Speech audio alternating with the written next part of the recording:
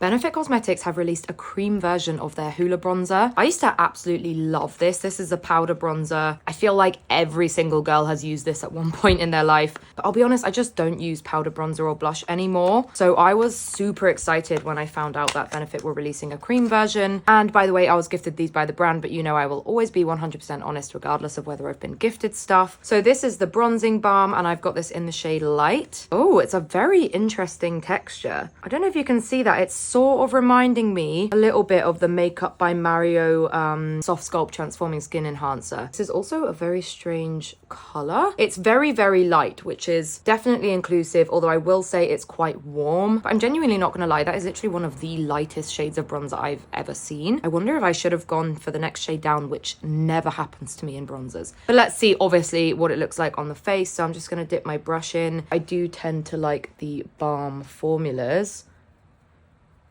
Okay, like it's really hard to tell where I've applied it because it is so light, but that is actually perfect for me. Like, let me apply a little bit more up here. It's just so incredibly subtle. What I find my favorite types of bronzers to be is super, super sheer formulas because, again, pale skin people will understand if you apply too much, it's really hard to go back. Whereas something like this, because it's so light in color, like I can't even really tell how pigmented it is, but that has added the most like subtle amount of bronze on my face. So I know for a fact I don't have to be careful with this product. That said, it's obviously very, very light. So I'm just going to see like how buildable this is. Okay, I think it's pretty buildable. I feel like if I added too much more, I would start looking a little bit orange. This particular tone of it works well for me because I'm a sort of neutral / warm leaning undertone. But I do still think this might pull quite warm on the cooler skin tones. Let's apply some more on this side. So that is it applied. I really, really like the way it's applied as well. It looks very smooth on the skin. It hasn't come off patchy, but I am intrigued to see what the next shade down looks like because this is still almost too light for me. So I absolutely love this. I haven't used powder bronzer in such a long time, but the shade of this is giving me some faith. This is the original Hoola bronzer in the shade Light as well. Let's just see.